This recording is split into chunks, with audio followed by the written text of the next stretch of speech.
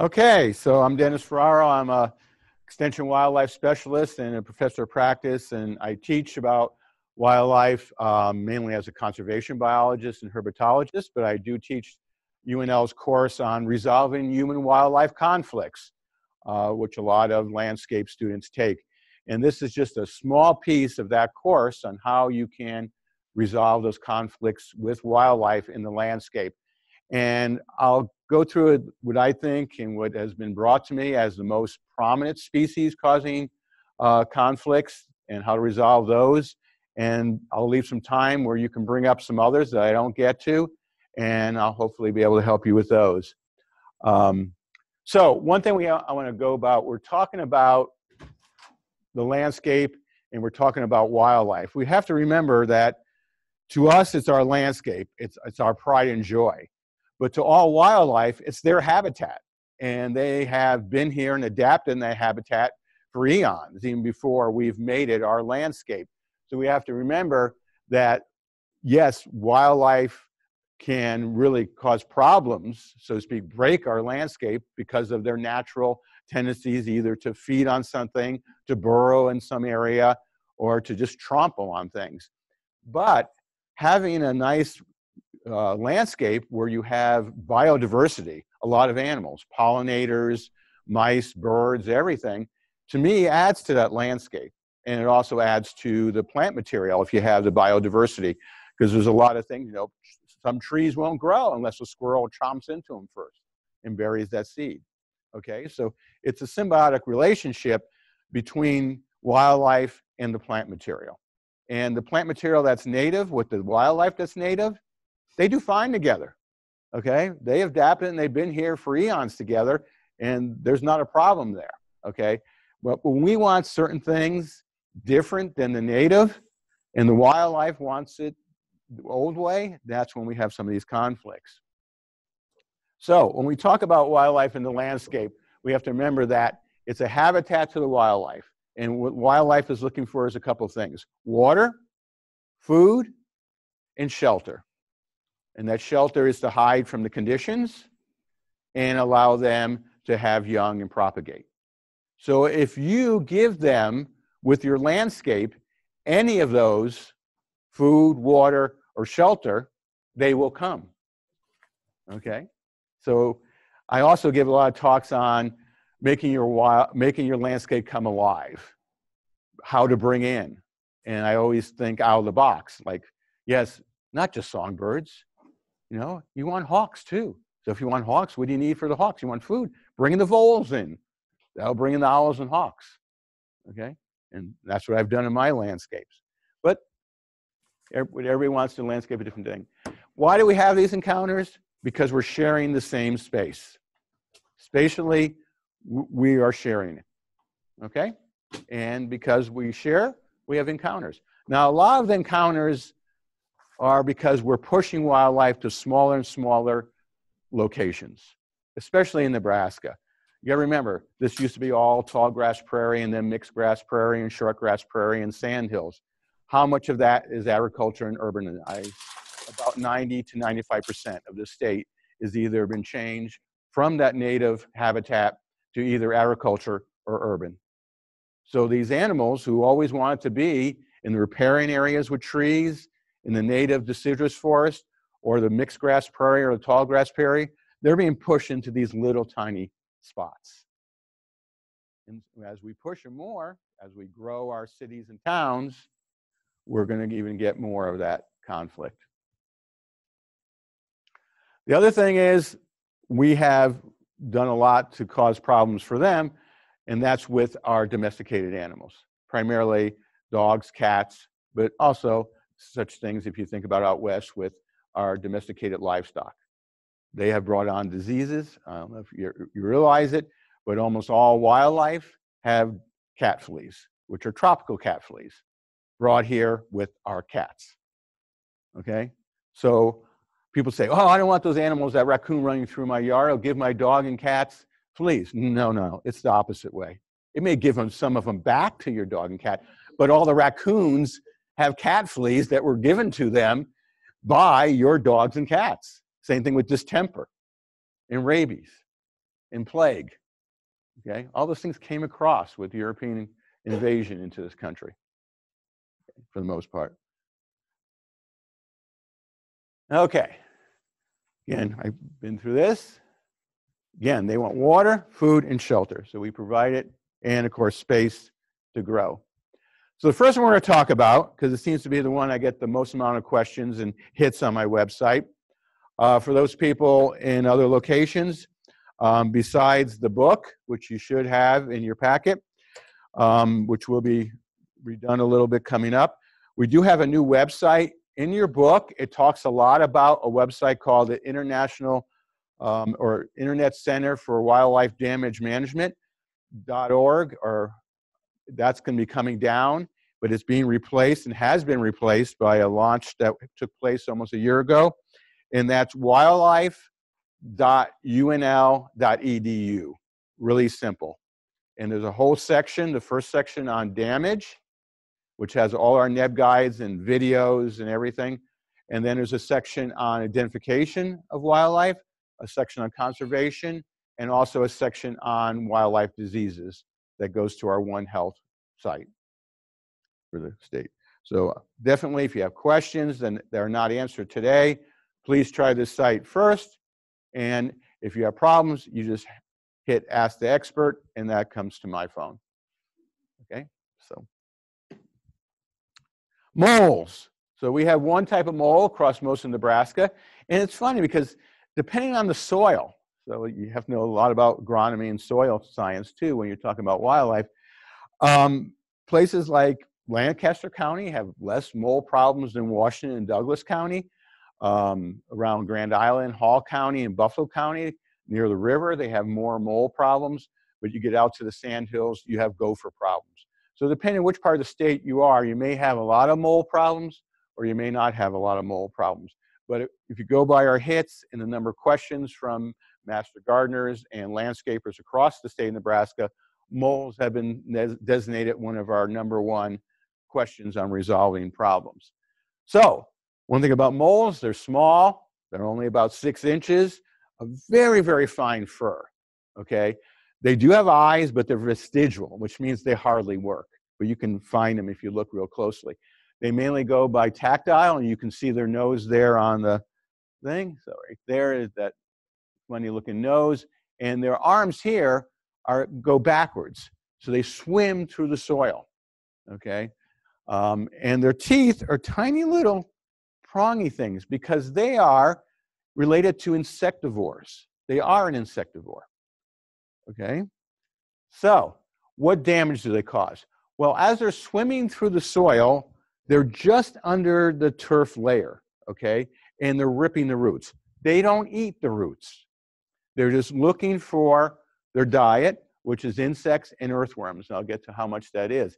But the damage they cause is either these mounds, when they're digging deep, which can be pushed down, but what they do is when they upheave the soil, when they're traveling and looking for food, it then, if you don't stamp it back down almost immediately and then water it, those roots dry out and that turf will die in that area. Okay, this won't happen to heavy rooted plant material like ivy or in your area where you have gardens. They're just aerating because those roots are too thick. So it's mainly a turf problem.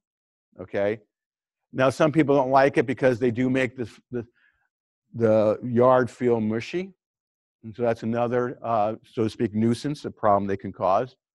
So they do have these burrows. They have what we call runs, which are long burrows. They have the mounds where they go deep, and their nest is usually only about 20 to 24 inches below grade. Yep, there. Okay, their diet, and this is done with several studies, some done here at UNL and at others, but across Nebraska, if we go over the whole year of trapping them and doing stomach contents, 70% plus of their diet is earthworms.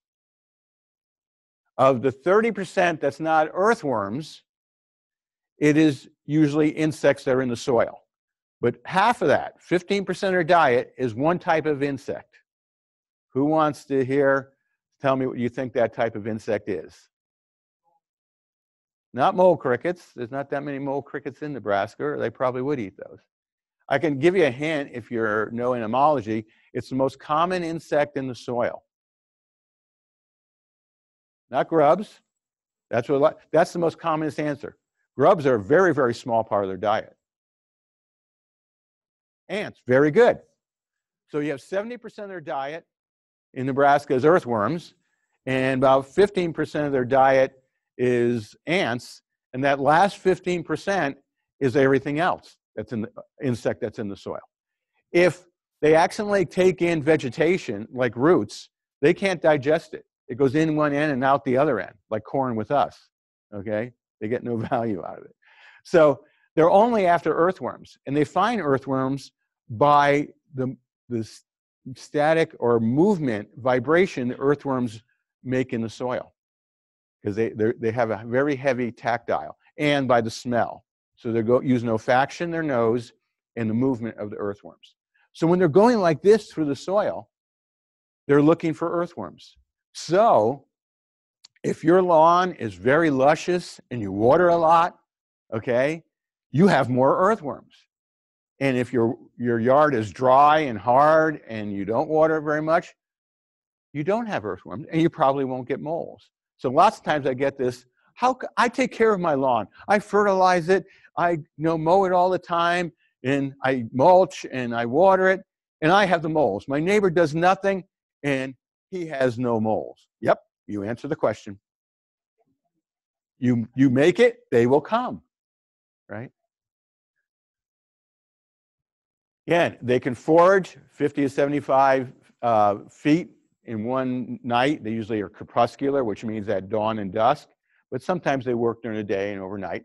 They like the moist, shaded areas under trees. They don't like the hot, dry areas as much. Less earthworms, plus harder soil to dig through. They've been clocked at 80 feet in 1 minute, so they go fast through that. So if you ever chased them and try to hit them with a pitchfork, it's tough. I think I've only done it twice in all my years. And people think because they have all these runs, they have the whole nation of moles in their yard. A male will have a range of 3 acres. And that's usually when it's mating season, coming up in the next couple of weeks. Okay, he'll travel over 3 acres looking for a mate. Females, 2/3 of an acre, that's it. So they're not moving all over the place. So you probably, in a 1 acre lot, you probably only have 2 or 3 moles. They're just moving a lot, okay? Okay, so let's look at how we're gonna, now you learned all about them, we can look at some management. So I'm gonna go through this management on all these taxa or species in a pure IPM method, which is integrated pest management, where we look at things like habitat modification, cultural, and then we'll look at things like physical changes or exclusion. Then we'll look at things possibly like repellents, and lastly we'll look at toxicants. Okay, that's a true IPM methodology, and we're going to follow that with everything. Because when it comes to wildlife, we have to follow that IPM methodology, because especially today, someone won't care that much if you kill a dandelion in their yard or if you spray and you kill a lot of insects. But there's so many people, if you just hurt the head of one bunny, they're really upset. So when it comes to vertebrate control, we have to be cognizant of what's going on. And so IPM helps us with that. Okay. So habitat, we know what kind of soil they like. They like moist, rich soil. So if you can have an area that you want a cactus garden, you probably won't have much problem, or if it's harder. If you can go to something that they can't harm, like a ground cover, they'll just aerate underneath that. They won't hurt the roots because they're thick, okay? But if it's a turf, whether it's fescue or bluegrass or bentgrass, they will rip the roots, no matter how long those roots are. And so that's more liable.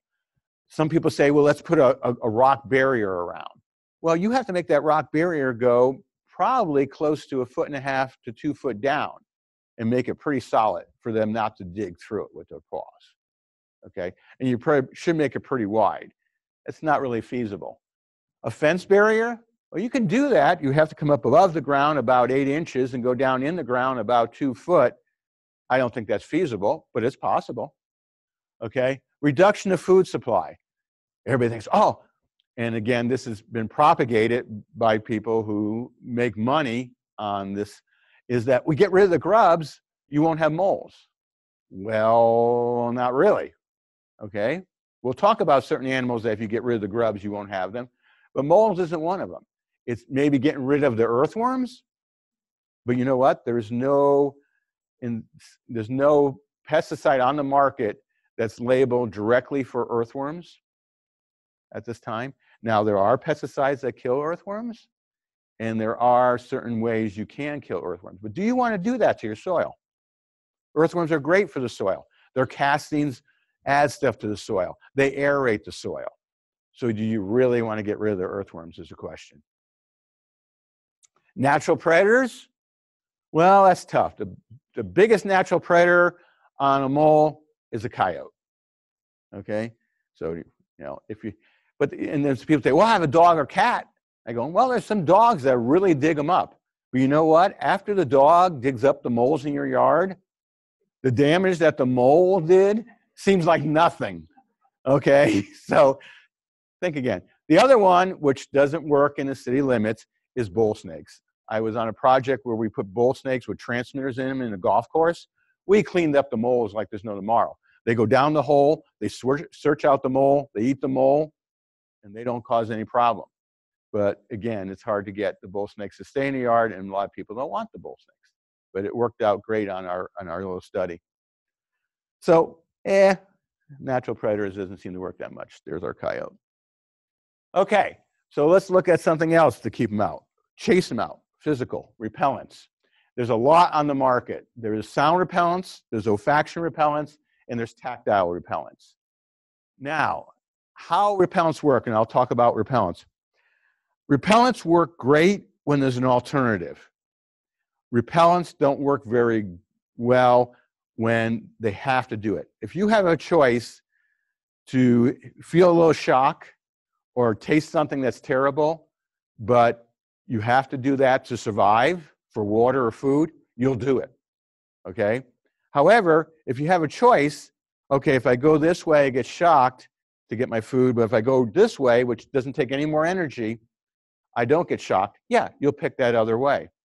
So a lot of repellency tests are done in Y-test, which is the completely wrong way to test repellents. And a lot of the tests I do are out in the open. We find out repellents really have a very low rate, but we do have some work. I'll start off with the sound repellent. Again, this is more vibration and tactile because they can't really hear that well underground and it gets muffled. And so they don't like heavy vibration, so you don't have moles on a soccer field during soccer season or on a football field during football season. Either do you have moles under a railroad track or next to a railroad track. But a little bit of vibration they like. So if you put those daisies in your yard that spin, for one, the vibration's only going to go this far. Unless it's really windy, it's going to be a little bit of vibration. And that could actually attract the mole because they think it's an earthworm. Okay? So, and then they have these things that you put in. When the batteries are really heavy and it's vibrating the soil and the soil is hard, yeah, they won't get that close to it. Maybe stay a yard away. But that's it. So you have to put one every square yard to keep your moles away. Okay. They do have this thing on the internet that you can hook up a car battery to, and you put these two big things in the yard, and it's supposed to really vibrate the yard. I've never seen a university unbiased test on it. If you talk to the people who use this apparatus, they'll go, no, we don't have any moles in our yard, but we don't really know. That's just, you know, a little bit of anecdotal. The other thing is the smell, since they use olfaction. We know they find the earthworms with smell, and they find their home with smell. We know that the smell of castor oil diverts them. They don't like the smell of castor oil. Okay, it doesn't kill them, but they don't like it. There is a products on the market, and this is just an example. MoldMed is one example. I'm not promoting or denying MoldMed. And there's other brands of that have castor oil. You can buy it like that and spray it on the lawn, and it needs to water in a little bit, but if we have a rain, it usually waters it too far. It needs to be in the soil in the column about, say 10 inches to work. And it does need to be repeated. In our test, we couldn't get the castor oil to work more than maybe a week or two, not the 21 days that a lot of the labels say. However, if you go to my NEB guide or to my website, it'll show you how to make this. All you do is you use 6 ounces of unrefined castor oil. Usually you can buy it like at a Walgreens or a place like that. So you get 6 ounces of unrefined castor oil. You put that 6 ounces of unrefined castor oil in a gallon of water, along with a tablespoon of a surfactant, a pure soap. That's to get it to just mix in well, okay? So not a detergent, but a soap, okay, to break down the surface tension. When you do that, 6 ounces and 1 tablespoon in a gallon of water, you get the same product that you're buying. That's your concentrate, and that's what you can buy. You then, in turn, mix this concentrate you made in a gallon, 1 ounce per gallon of spray. In that spray, 1 ounce per gallon, 1 gallon should not be sprayed on more than 300 square feet. Then it'll be too thin. So if you have 500 square feet, right, you'll need 2.5 gallons of this mix. So you'll use 2.5 ounces of this concentrate you just made. And it'll be the exact same thing you buy commercially. And it does work. However, you have to spray over the whole lawn. You can't just go around outside and say, oh, this will stop them and they won't come in. No, they'll just go faster through that area and be in the middle of your yard. So if you don't want them in the whole yard, you have to coat the whole yard with this every 2 to 3 weeks, depending on the rain. But it does have about a 60% repellency rate done that way, which is really good for repellency. So there is something that would work. Okay, let's move on. Okay, the next thing is trapping, okay, physical removal. There's several traps. Actually, there's about 8 or 9 different traps for moles on the market. This is a Victor's harpoon mole trap, and we'll just call this the harpoon mole trap. It's the old standard, and then there's several others. There are choker traps, and there's a black hole, which I'll talk about. But all these traps are kind of used the same way. So no matter which one you use, you're going to use it the same way, where you place it. So say this is a yard here. What you want to do is the night before, say right before it gets dark, you're going to walk on all the burrows you found. And then the next morning, you're going to wake up and find out which burrows reappeared. Because if it reappears, that means they used it twice and they'll use it over and over again. If it doesn't reappear, it was probably a feeding tunnel they'll never use again. So why waste your trap on that tunnel? Okay. So you walk over your tunnels, wake up next morning, and then mark those, because you're not going to set the trap to the next that same evening. Okay. So if you use the Victors, which I like, but there's also the others, you'll just then so now the tunnel's back up, because those are the ones they brought back up. You didn't walk it down the second time. You're just going to push it down about the width of your hand, so they can come through real fast. And then at that area, the width of your hand, that's where you're going to place your trap. Now, these traps work if the mole's coming from either direction. And these need to be set and test fire 2 or 3 times unless it's sand, to make sure it goes fast enough. Okay? And the mole comes through either way. It's either going to choke them, if it's a choker, or it's going to impale them right then and there. Now, for safety reasons, now this goes in the soil, so it's hard for dogs or kids to get to it. But I do this for safety reasons, plus it makes it work better. I put a bucket, just a drywall bucket, I call it, a 5-gallon bucket, you can get at any box store, and I put it upside down over the trap. And make sure it's all dark so the mole doesn't see light, okay? And then I put a rock on it. One, I know where the trap is the next morning when I go to check, And then dogs and cats and animals overnight can accidentally hit it or trip it. So even if it's not the harpoon, even if it's a choker, because these all have come up to the surface a little bit, you just put a bucket over it, upside down. So the opening is over the trap. Traps protect it, it's safe, and it makes it dark for the mole. So it enhances that. Now, and then most of these are 100%. If the mole goes in that point, it's going to get him. Okay, and the mole's gone. Okay, death is definitely a deterrent. Okay, for that particular mole. And the other thing is you can leave the mole in there; it would rot and things would take it apart, or you can discard it, or feed it to your dog. I don't know what you want to do with the dead mole, whatever you want. There'd be nothing that would hurt your dog or cat if they eat moles in the mole. The other thing is that when you do this, if you don't get him hit within 2 or 3 days of doing this, move your traps. Usually you should get it in 1 or 2 nights. Okay. On the market, this is one that is a toxicant now. We've moved on, okay, from the repellents, the exclusion, to now toxicant. There's a lot of toxicants on the market, and a lot of them are for moles and gophers, and they say they put that in the label because the companies say this, the public doesn't know the difference between moles and gophers. Well, you'll know now that moles only eat earthworms and insects, gophers only eat vegetation. So if you buy poison peanuts of any kind, the mole is going to spit it out. The other thing is, moles, because they live underground, they're subterranean, they have a buffer in their blood, okay? So it takes enough anticoagulant to kill a mole, which is only this big, that it would take to kill a pound rat. A lot more anticoagulant, just because of the way their blood is and the way it buffers, okay? So you need a special poison.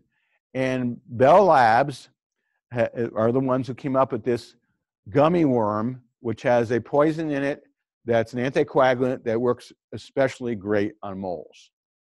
And they do sell it as Talparid for the professional, and the exact same thing is sold over the counter as Tomcat for moles. Now, the thing about these, they look like gummy worms, and they're distasteful to mammals and birds. You have to wear the glove for your safety and so your scent is not on these. These smell like an earthworm. Now, the other thing is they're expensive. They're like $1 to $2 a worm. And you need to put one in about every 20 foot in the runs to make sure they eat them, okay? The mole, when it smells it, is going to grab it, and he's only going to chew the sitella, which is the reproductive area or the saddle on an earthworm.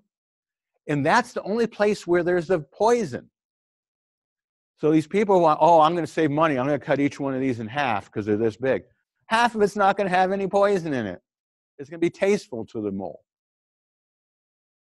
So you can't cut them in half, and they can't get hot. Don't leave them out in a shed in the summer because they'll melt. They'll be no good. You can't. Once you open them, you only have about a couple of days before they dry out. So once you open that package, you don't have a long time. They come in a sealed package, usually 10 per sealed package, and that's it.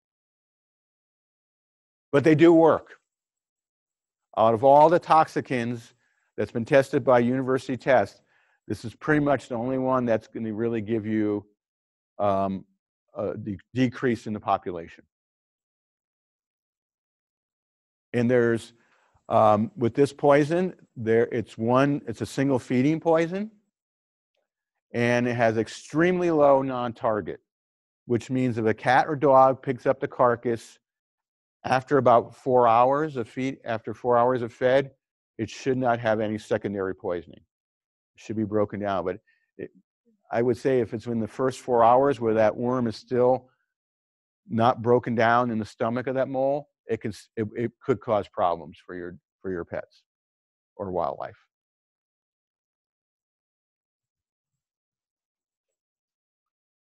Okay, well, before I go on, some people say, well, what about cat litter? No. What about cutting your hair and put it in there? No. They'll just make a wig out of it and play around. So there's a lot of mole control wannabes, and when they're tested by, scientific method, there's very, very little significance to their control. Okay, so go from there. Any questions about moles from anybody? Okay, we'll go on to pocket gophers. This is another animal that's nocturnal and stays underground. These guys are herbivores. They love roots. They love roots of fruit trees. Okay, they love roots of alfalfa. That's why farmers don't like them, ranchers and farmers, because they will take the alfalfa roots. And they're the ones that'll eat your bulbs. If your whole bulb is gone or half your bulb has been chewed, not just a small bite out of your bulb, it's pocket gophers. And they'll get it. So they're the ones that'll go underneath and pull that bulb down, okay? So if you're losing your bulbs in your garden, it's being eaten from below, it's the pocket gopher. Now these guys are bigger. They're about twice the size of a mole. They do have eyes that they use, even though they don't use them that much. They stay on the ground and they have these big claws, and they're called a pocket gopher because they have these big teeth and they can chew the roots and put their lips in behind their front incisors. I can't do that because I don't have a diastesis. I don't have a space between my incisors and my molars. They love to be underground, just like the mole. Moles hate to be above ground and always move underground. These guys are the same thing. In fact, when I've caught these and to show students and put them on a table, they can't run because of their claws, because they're used to digging in the soil underground. They have to run their elbows. But they do come above ground occasionally, and they'll run across the street on their elbows. Okay. Again, they're showing the nice big teeth. And let me tell you, even if you wear a really good thick leather glove and you think you're safe, I can personally tell you, you'll get a stitch, okay? Because I've had it happen too many times. They can cut right through that with those. They're used to, you gotta remember, the roots of a fruit tree or roots of any tree are vascular.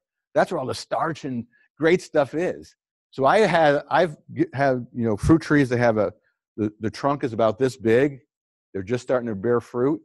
People bring them into me, and pretty much the ball what might have been this big when winter came on, and when they bring into you, the root ball is only this big, and it's all eaten by pocket gophers over the winter. That's when they do most of that feeding. Now, these guys live in fairly good-sized colonies, and their holes are different. Their holes, the mole hole or mound is only about 6 inches to a foot in diameter, and it's not higher than 6 inches. That's the mole.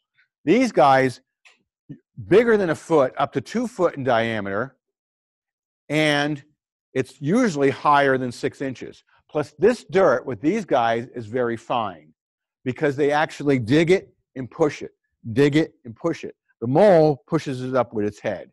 So the mole's mound is like coffee grounds. The pocket gopher's mound is a fan-shaped and it's finer. Okay.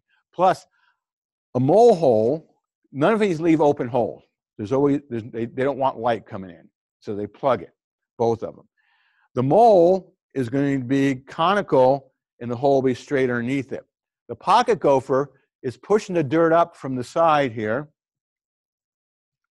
like this, and so the hole is not straight underneath it.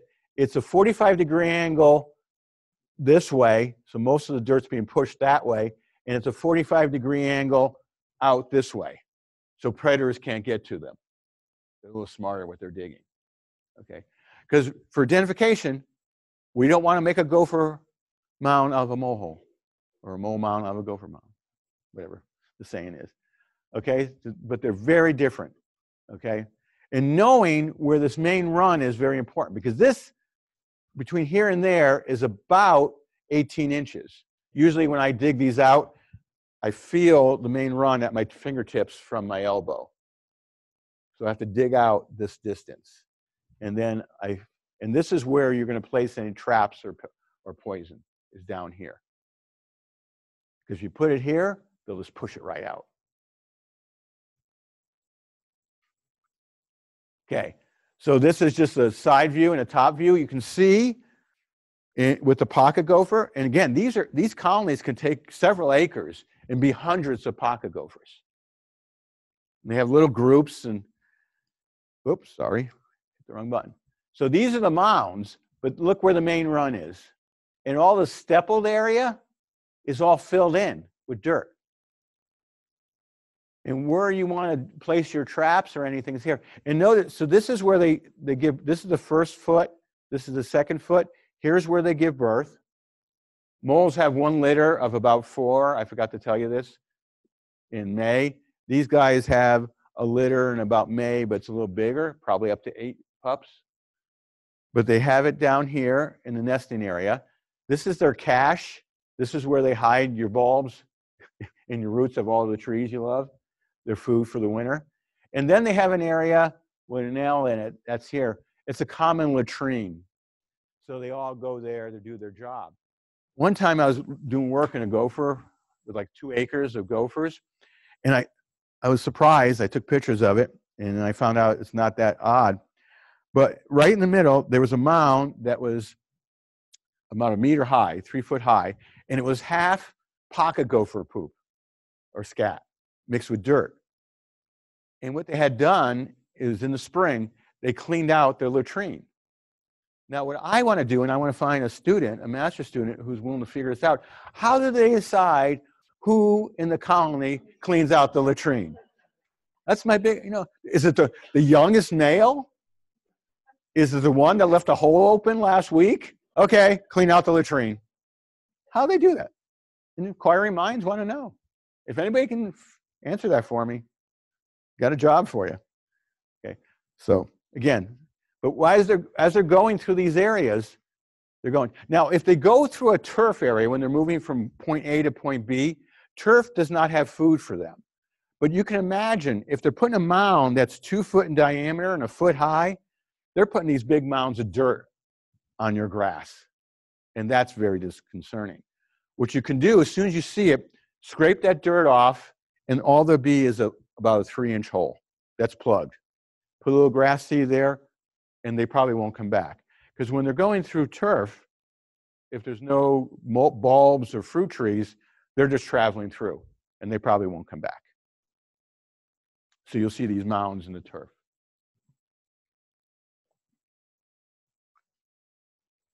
Oops, can't get that one in there. Okay, so when we put traps in, we're going to want to put these traps, and this trap's called Maccabee trap. It hits their stomachs.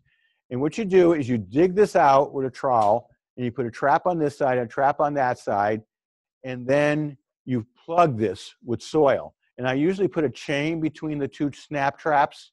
You can use snap traps in there. And no bait, because they travel through here, and if they don't see light, they won't push soil. If they see light, they'll push soil and push the trap right out. And if you're going to use the poison peanuts, you do the same way. You can break into the tunnel here. Remember, you're not in between. And then you drop your food in, or your bait, and then you plug this with soil. And then they'll find that, feed on it, and succumb from that. Okay.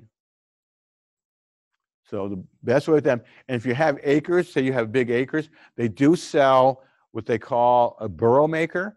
It has a hopper where you can put several pounds of this bait, which is ZP rodent bait, which is like poison peanuts. And what it does, you cross these tunnels, and it makes a burrow. It goes on a 3-point hitch on a tractor, and it drops wherever there's a space. So when it crosses these, it drops the poison out. And then it keeps on going, and it drops it out to the next one. So if you have like acres to do, you would use that. Now, if you have alfalfa fields or a crop, read the label directions. There is a period you have to wait before you can harvest or have cattle or steers feed on that product after you put the poison out. Okay, and it depends on the poison and it depends on the label. Any questions about pocket gophers? Okay. Voles. Voles are a microtine rodent related to mice, but they're not mice. They have these beady eyes. Their ears don't stick up like mice, and they have very short tails. Tails only about that short. And they could be brown or gristly looking or gray. Can't really go by color, but the underneath is usually close to the same color or just a bit lighter than the top. Sometimes it's a little bit cream, but it's not white, okay? And these guys are across the whole state.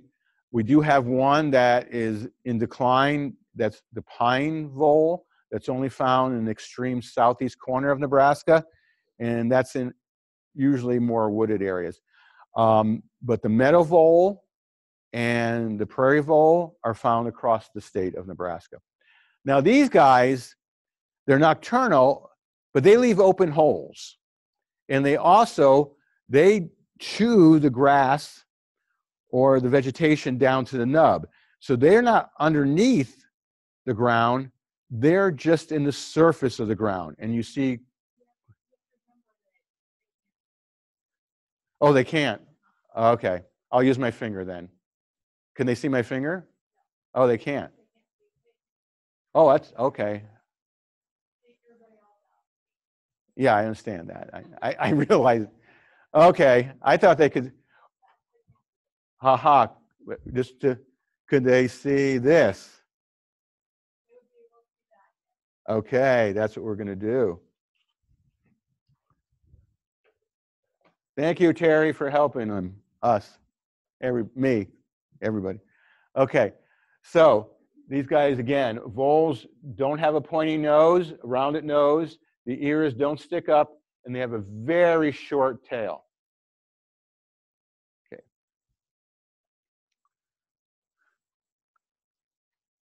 So this is what they do. They're what we call subvenal. So they work under snow cover. They're active year-round, and they're a granivore. They love seed. So if you feed the birds or you have a lot of seed left in your garden, they're there, okay? And so under the snow cover, they're making these tunnels.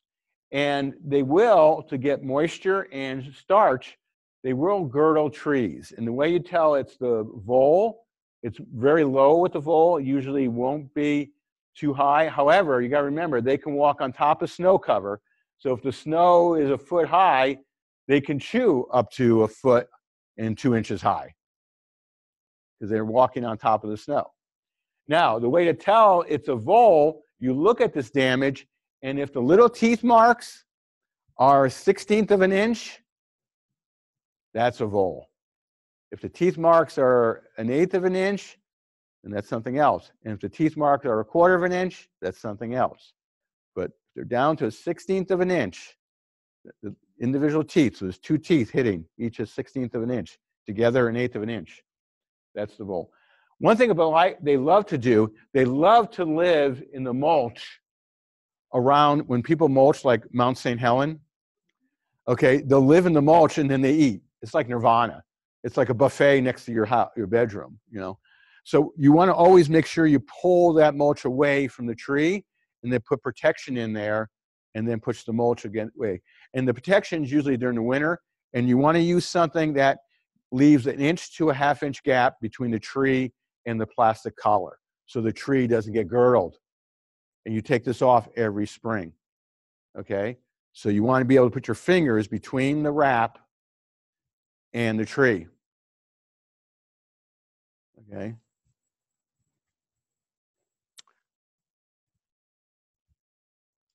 Here, and here you get, this actually is right here on East Campus. And again, so when the snow's gone, this is what you see. Now, they didn't kill the roots in this case. What they did is they ate them down to the crown. So only about half of the grass will die in these runs. And as the grass starts to grow, it'll fill in over time. Okay, so it's not really real bad permanent damage. They actually do this in the summer and spring, but you don't see it because the grass is growing so much, it covers in on it. Okay, so they do these runs during the summer, but the grass is actually growing like this, you don't see those runs. So right here is those runs. Okay, habitat modification first. They're attracted, they're a granivore. They want seed. You give them seed, they'll be there. Okay, so they're not using the grass crowns as their main food supply. They're using the seed in the yard, and they're making these tunnels to go. And then at the end of these tunnels, they dig a hole, and they dig a lot of holes. So a group of them, which can be anywhere from 25 to 200, and here's they're what we call a microtine cyclic rodent. So without even any outside influence, their population goes like this. In a down year, it'll be 25 per acre. In a high year, 200 per acre. And then they'll crash because they're a microtine rodent. And then they'll build themselves up to 200 per acre and crash. Okay? So one area of town could have a bunch of voles, and the next area of town have hardly any, and the next year it could be flipped. And that's just their natural life cycle. Big highs and lows. Okay. So again, not having that. Now they can be trapped. You can put, when you're trapping these, I put several of the snap traps. Again, you got to make sure there's no animals. If you have animals, what I get is like a shoebox. Cut a shoe, if you think of a square shoebox, whether plastic or not, you just cut a curve in it, put it over the snap trap. The vole will go in there because it thinks it's protected and snap. And yet your cat, your child, or your dog will not hit it. You do this overnight. So it's very easy. You could bait these. If I'm baiting, what I'm going to do is get bird seed and dried oats, make little balls with something like molasses. Okay? And I just put that right on the trap. Now, and this helps by covering them, like I said here, by covering, you don't get non-targets. You just get the vole. And I put them perpendicular. You want to put them perpendicular, the trap perpendicular to the run with it snapping to the run. Not parallel, perpendicular, and this snaps to the run. So they're running along, they stick their head up, and bingo. Now, oops, got to put one of the other thing you can use along these same areas is what they call multi-catch traps. These are they're called tin cats, catch-alls. They're boxes that hold up to 15 of them. And I have great luck with those. I put the multi-catch right adjacent, perpendicular, as a trap, no bait in it. And if I catch one, I catch 5 a night. They follow each other. If I don't catch any, I wait 2 nights and move it. And these things, you wind them up, you put it next to there, you put no bait in it. It's a dark tunnel. It goes in, it flips them in the chamber. And they'll be alive in the morning, but these traps are made out of aluminum, and you can put them in a bucket of water and drown them if you want. Or if you don't want to do that, you can feed them to your pet snake. You know, a lot of things you can do with them, but it's up to you. Okay. Any questions on voles? There are toxicants out there for voles. I want to discourage you from using toxicants on voles. One, there's no toxicant that's going to kill a vole quicker than 5 days. You don't know if you killed the voles. And your big problem with secondary non-target poisoning. Because cats, hawks, owls are going to pick up those voles that night. And they can be poisoned as well. So Dennis? Yes? There's some question about where the pocket gopher traps went and the poison went. Can you go back to that? Sure, I can go back to that. Okay, for our audience across the state, what you're going to do is you're going to open up this area and put a trap here and a trap here. So if it comes from either way, it'll get caught. and then you're going to put a string or chain between the traps and anchor it up top so they don't go away with it. And then you're going to plug this here with soil or newspaper so there's no light coming in. The gopher is going to hit the trap, and so you have this trap so it snaps this way, and this trap so it snaps that way. So either way, it gets snap trapped. And they have a thing called a Maccabee trap, which gets them in the lungs. And so there. If you're using poison, the best thing is to find the main, like here. So you're going to dig down here or dig down here with just using a rod, drop your poison in, plug it up again, and then they'll come through, eat that poison. You don't want to put the poison here or come in through the top, because if they see light, they'll push dirt in front of their face and push the poison, the trap, and the dirt out. Okay, I've seen that happen too many times. Now, the burrow digger, you just drive it across, and when it intersects, it drops the poison. That goes onto a tractor. Okay? So if there's any more questions from across the state on that, I can go over it again. But we do have several neb guides on my website. One is just on using the burrow builders, and it's a whole guide just for using those. So. Okay, 13-line ground squirrels. We virtually don't have chipmunks in Nebraska because we're a prairie state. We have 13-line ground squirrels, and these are a true ground squirrel. So they are diurnal, which means they come out during the day. So it's the first animal we're talking about that comes out during the day and hunts during the day. Now, with them, they won't come out for another 3 or 4 weeks. And when they go into hibernation, they're down and they don't move. Kind of like they're another ground squirrel, which is larger, called a woodchuck or groundhog. These guys are smaller.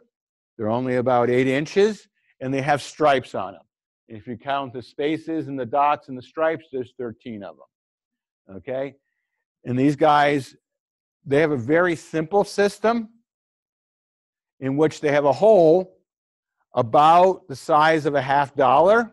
So they have a hole about the size of a $50 to 3 inches, and it goes down, and then 20 foot later, it comes back up. In the middle, they have underground, only about a foot down, they have a chamber where they're going to give birth, usually 1 litter a year in the beginning of June. And so you have one tunnel with the young for the female and another tunnel with 2 openings for the male. They like well-groomed grass. They like the ditches. They love golf courses. And isn't it funny? Their hole is just perfect where a golf ball. So golf ball people really dislike these guys. Golf course people, not golf ball people. Okay, so with them, and they eat a lot, they're granivore as well, and they love flowers. They will also get in, they love seeds, and they will chew right into your zucchini to get the seeds out of it, or your pumpkins. They also do this thing that if you want to grow sweet corn, just as it's you plant your sweet corn seed, and just as it's coming up or right before it comes up, they'll go right down the line and eat every seed. Because it's nice, soft soil that you just planted. Okay? And they're notorious for doing that. And they'll come up on their haunches and take one little bite out of the bottom of each tomato. Okay? Right before you're ready to pick it. Okay? So they're notorious for that. And they will eat flowers. They love dandelions. But they will eat other flowers as well. So that's the problem they cause. Because these holes aren't a problem. These holes are solid. And they take the dirt from the holes and they put it in their cheeks and they spread it around so you don't know where it is. So you can pack pea gravel into these holes as hard as you can. You got to get both holes. If you can't find the second hole, get a gallon of water, pour it down one hole, and they'll run up the next hole, flag it. And when they're gone, pack it. And then pack it about 3 or 4 inches from the top, pack soil there, seed it. If they don't eat the seed, grass will grow there. And you know the wiser why they're there or not.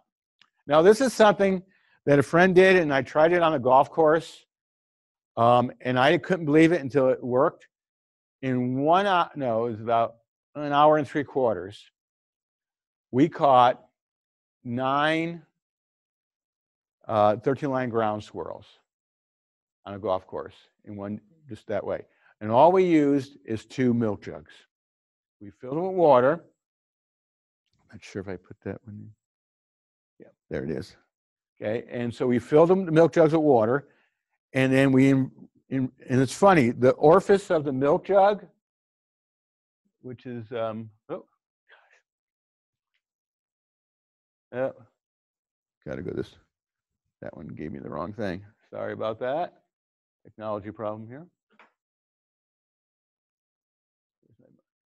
The orifice of the milk jug actually almost screws into this hole.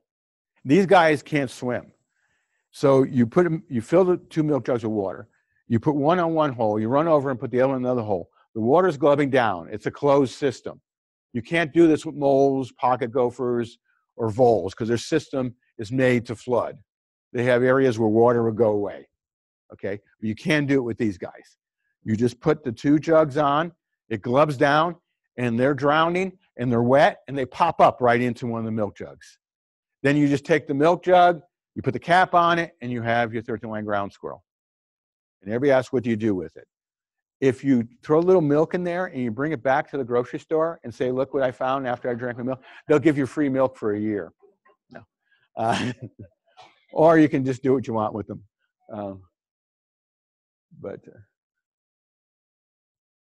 Okay. No, except to your fruits and vegetables and your flowers if they eat a lot of them. Right. Yeah. They don't want to be in your house. They don't chew into homes. Yeah.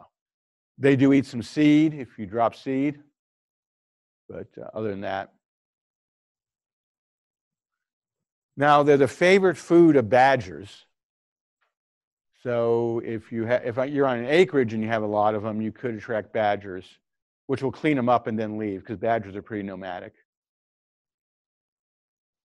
But, so, okay. Dennis, do you want to have a stop break there?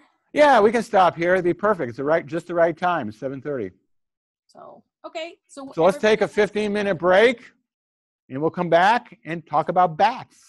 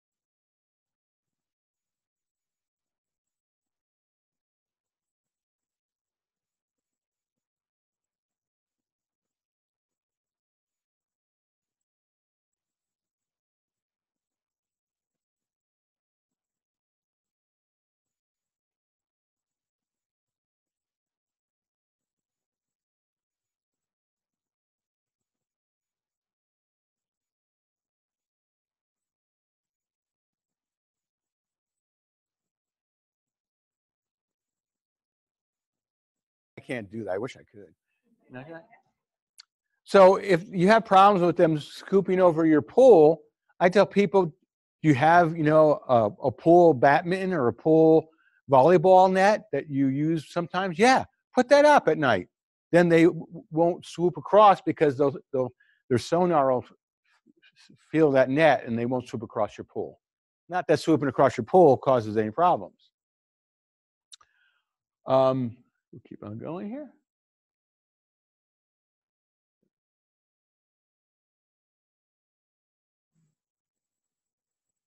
Okay. Okay, the signs that you have bat problems is more than anything else is the droppings. But you can also see what we call rub marks. That's oil in their skin. So if they're getting in a house, so if you think you have bats in the house, you have to find where they're getting in, because all you can do is exclude them, and they can't chew through anything. Bats won't chew through duct tape. So you find out how they're getting in, you get them out, and you plug those holes, and you're done. Right there. they're not going to chew another hole. Okay, they're going to find another place. So look where the rub marks are. Look for any noise you hear when they're going out at night or coming in. And their droppings. Their droppings are different than mouse droppings. They're very sparkly, and they're pointed at one end. And as you can see, they're sparkly because it's all insect skeletons. And if you tease their droppings apart, you start to see the pieces of the exoskeleton. And you keep teasing, and it's all insect parts. It's very different than mouse droppings. Okay. Now do this if you can. Spray the drop. If you're going to do this, spray the droppings with a disinfectant just to make sure. The chances of getting anything from the droppings is low, but if a fungus grows on the droppings, you can get histoplasmosis. But if you just douse the droppings with disinfectant or alcohol, then you're fine. And you can, bat guano has been used for fertilizer. It's a very healthy fertilizer, and you actually can buy it. And previously, bat guano was used as mascara because it's very black and it sparkles. Hence the saying, batting your eyes. Okay? So, yeah, that's where it came from. So if you want to bat your eyes, put a little bat guano on your eyelids, and away you go. Trivia, see? It always keeps everything going. Okay, so to take care of them, you're going to inspect for entries. You're going to try to exclude the bats because you don't want them stuck in your attic. Because they're stuck in the attic or in some part of the house and you block it up, then they'll end up in your living space. Okay? And you don't want them to die in the attic because then you have a bad odor, and then you get maggots, and then you get bacteria. So you want them out. Now, they have nurseries. One female is going to take care of all the babies while the other females are out feeding. And so they usually are, so they mate in the fall, and the females are impregnating themselves from after holding the sperm right now. So in about 45 days, she's going to give birth, or all the females are going to give birth to one baby, and they're going to put them all in one place, and the mothers will take time in turns watching the babies and giving milk to those babies. And that'll happen till July. So you don't want to plug them in or try to get them all out before July. So we have a saying, let them fly till July, because that's when the young can leave on their own. Then what you can do is somehow put in a netting over where they're coming in and out. So they're coming in and out at this location, and they do sell little like cones of netting. So leave it up for about a week. Within a week, all the bats have to come out to drink or eat, even the babies. When they come back, they'll hit the netting here. They won't know to go underneath this. I usually put weights on the bottom of this so it hangs close to the house. And so then all the bats leave and they can't come back, and they find a hollow tree or your neighbor's house or a barn. Who knows where they go. I do have at my website under conservation, it shows you how to build bat houses for Nebraska. And these bat houses work best if you build them as directed and you put them about 12 foot up on a building. They don't like their bat houses being put on a tree because cats can climb the tree and get to them. So you put it on a building. So I always put them on the south side of my houses. And then the bats can live there very happily.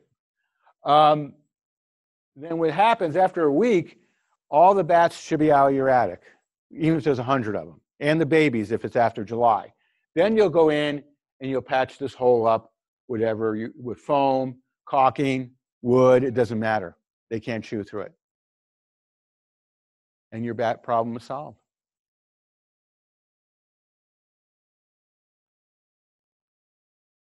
So here's some cases I used that had big, and that I didn't really want to hang it, so I just used duct tape, and the bats all coming out at night. Now, this was done, of course, with spotlight, so we can get pictures. You can see it's dark outside. The best thing to do is not have lights shining on this, because you'll get more of them out in the first couple of nights if you don't shine lights there. If it's all dark. Okay. I know it's nice to go out there and shine and watch how many are coming out, but you'll get better results if you don't do that, unless you have to take a picture. And if there's one in a house, in the living space, and it's not leaving, they're very hard to find. They'll usually hide behind the drapes or up in a corner, and they're very small all day long, and then maybe start flying at night, and just with a broom or a badminton racket or a tennis racket, you can guide them out the door. If you hit them, you kill them. I mean, if you hit them with a badminton racket or a tennis racket, they're dead. They can't take that. They're so fragile. If you want to safely catch them, always wear a gloved hand.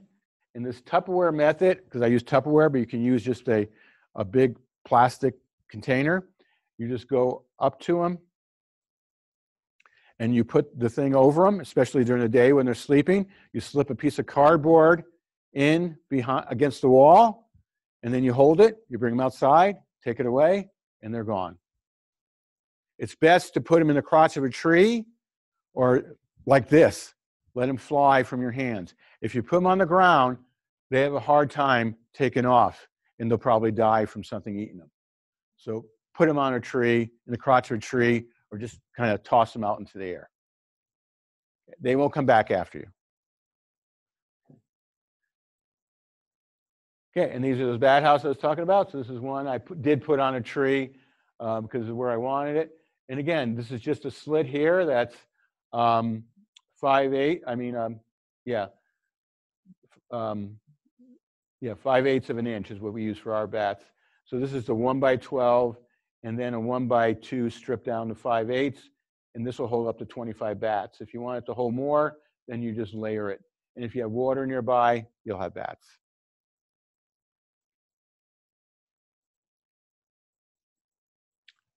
Okay, any questions about bats, please send them in. Does anybody in the audience here have questions about bats? I have some questions. Okay. How big do brown bats get? If you stretch out their wings, you'll probably get up to 16 inches. The body is pretty small, less than 20 grams, 25 grams. About the size, the body is about the size of a mouse. And then they're saying, aren't they saying that we need to protect them, that the numbers are dropping? That is true. We have 13 species of bats in Nebraska. We have 2 species that are just being listed on the threatened endangered list, what we call Tier 1 in the state of Nebraska. Those bats aren't usually bats that are in close to houses. I can't say not in urbanized areas. They're more in cave areas. So it's not as big as of a problem unless you have a cave. I have known these bats that are rare to go into on farms into cellars, cave cellars where people put their fruit in, because they have a stack on top and the door doesn't shut, and the bats use that cellar. The ones that get into dwellings are usually Aptiscus fuscus, which is doing fine. So as it is today, there are no regulations on bats. There's just recommendations. One, you only control the big brown, and you wait till July before you do anything. And again, those are recommendations by the agencies and the government. They're not hard, fast rules on bats in this state. And then, go ahead. But holistically, they're very important. And if you can release them and just get them out of your house, like we said, that's better for everything. So then the next question is there a best place to put a bat house on a building? Yes, facing south, about 12 foot up. You don't have to paint it. If you want to paint the same color as the house, that's fine. That's the last question so far. Okay, we have some questions here, and I'll repeat them. Go ahead. I think you said 10% have rabies. It's less than 10%, I'm told, by the health department. Is it really a good idea to track them to your yard? I say yes. I mean, you have to make that call. The chances of you, even if they have rabies, encountering one of those is going to be really low I because can't. they're out at night. We can't hear the. Oh, I'm sorry. The question was, should you, if they have up to a 10% chance of rabies in the population, should you really attract them to your yard? And I guess that is your own question. You know, you have to ask, if you're a person like me who gives intrinsic value to biodiversity, not just utilitarian, I would say attract them because they're more important to biodiversity than they are to me. But I would say that the risk of rabies is so low that I always attract them to my yard, even when my kids were very young. And I would make them look up in the bat house to watch them. But that's my opinion. Yes? I have no knowledge of any bats in our attic or anything like that, but my wife was extremely annoyed by the droppings in front of our front door, where there's eaves where they roost or whatever, with their moths at night. Is there any way I can keep them from doing that? Okay, the question is, they don't have any signs of bats in the attic, but they have, as the person who had a question, they get droppings every morning on their porch or patio because they're feeding there overnight. One, cut out any lights so you're not attracting any moths, and that means having window shades that lights don't emit from the windows as well. Another thing you can do is you can use that bird netting for about 30 days to get them out of the habit and hang that bird netting on the sides of your porch so they can't fly through. So that'd be a way to discourage them from on the porch. The other thing is, I don't know, I have that kind of the same I have the same thing, but I just sweep off the droppings every morning and fertilize the flowers next to my porch. And I think it's great. Well, the histo, okay. Histo comes from a mold that grows on the droppings. And so you got really fresh droppings. So when we get histo, it's primarily from attics where it's wet and the mold actually grows. So I've been around bats and been in attics with bats. I only got histo once, and that's when I was in a cave that had mold growing on the droppings. And the question is about histo with the droppings. And the droppings were about this thick that I was wading through, and I should have had a respiratory mask on, and I didn't. And I just coughed for 6 months really bad and have scars in my lung, but that was all. Doesn't bother me any. I'm a wildlife biologist. That's fun. Yeah, another question. Go ahead.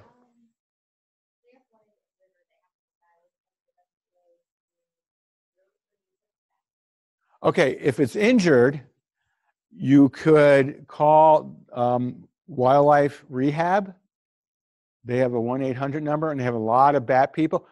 The question, I'm sorry, the question was, what if you find a bat that's dead or injured? If it's injured, call wildlife rehab. They're statewide, and they will come and get it and try to help it.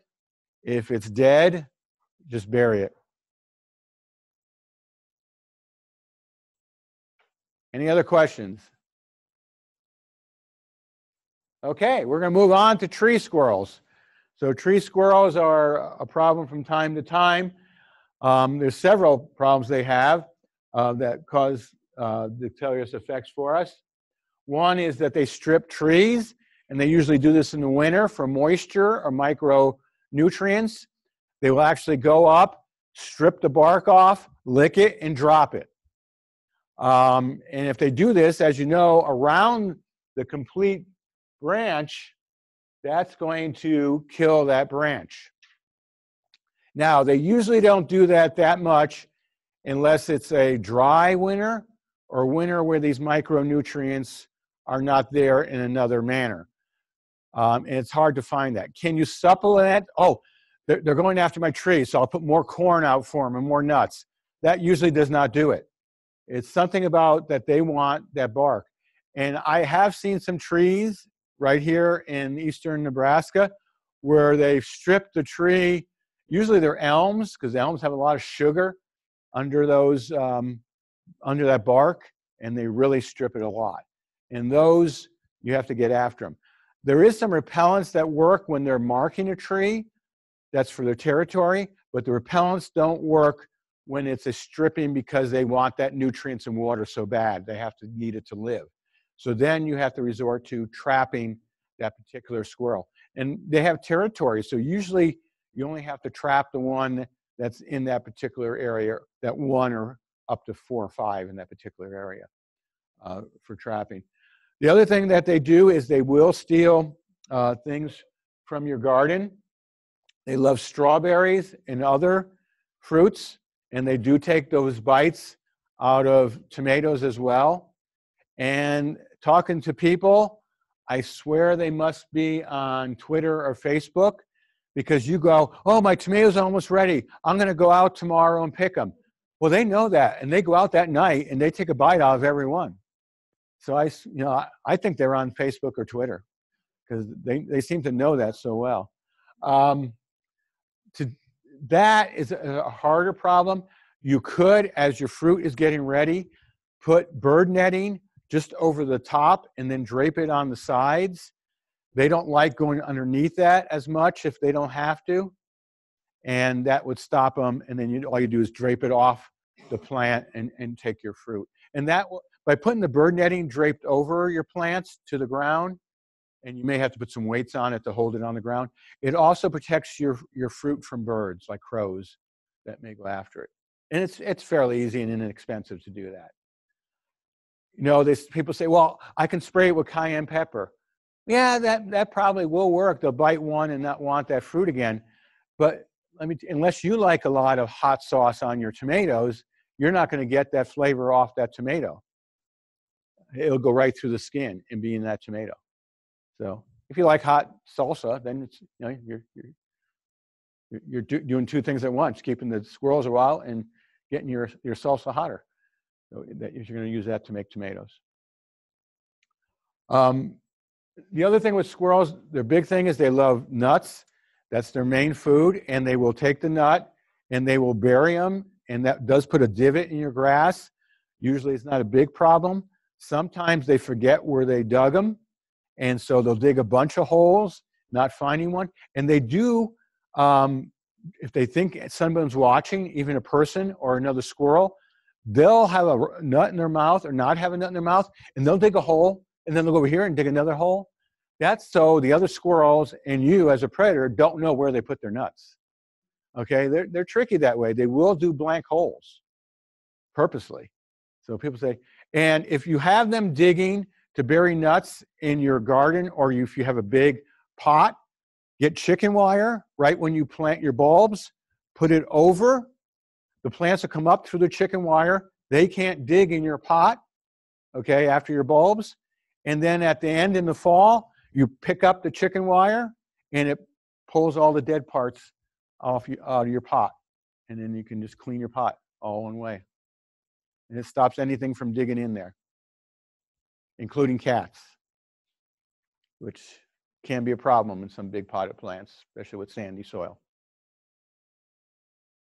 Okay. Go to the next one. Oh. Any other questions? Yes. We seem to be in a bit of a transition here. I'm seeing more black squirrels than I've ever seen before. Okay. What does that mean? Question says, I'm seeing more black squirrels. They're all fox squirrels. The black squirrel is just a mutation called melanism, and it's not a double recessive. It's only a single recessive. So when you get that gene in the population, you'll get more and more. And it doesn't, I mean, we have them on campus. Some have a red tail but black body. Some have a red squirrel body with a black tail. It doesn't mean anything. They're not protected in any way. Everything we have in Nebraska is the fox squirrel, and it's just a mutation. It's called melanism, and so it doesn't mean anything. And it does become more prominent because it doesn't need double recessive. It just needs single recessive. Dennis, we had a question from Scotts Bluff about bats and wondering if they hibernate. Yes, half our bats leave and half our bats hibernate. But the hibernation is not a solid hibernation. What they'll do is they'll be up, tucked away, not feeding, and if you get them, they only have enough energy to probably make it through a normal winter. So if you wake them up in the winter more than once or twice, they will die because they don't have, there's no insects for them to feed on, okay? The other thing is they do wake up occasionally on warm days in January that get up to 50 or 60 degrees. They'll come out, get a drink, and go right back in. So their hibernation isn't 100% like a bear or a woodchuck. It's a hibernation which we call a torpor hibernation, where they just go into a static state where they don't use any energy. And their heart rate goes down and they don't move or anything. So here's some squirrel questions now. Good. How do you stop squirrels from eating ornamental pumpkins and gourds on your porch? It's a Oh, that's a hard one. They're probably not the main food. And this is the same way you can stop them from chewing your deck and chewing your garage door. That's usually territorial marking or just a extra food. You can use a repellent for that. Because, so squirrels, if they have a nest in the tree, any tree that you see that big nest which made out of leaves, look at the base of that tree. You'll see chew marks. What they do, a squirrel, the male squirrel who's in that area will go up to that tree almost every morning, in territory time, one of their 2 or 3 mating seasons, which is now, June, and possibly July. And they'll notch the base of the tree or your garage door or your pumpkin, and then they'll rub their chin there. And it's squirrel graffiti. Now, what they're saying to the other squirrels is, this is my territory, back off, or this is my food. What you can do is use repellents, work fairly well for that. A mixture repellent is getting vegetable oil, spraying it on the deck, the garage door, or the pumpkin, and mixing a lot of cayenne pepper or jalapeno juice in that.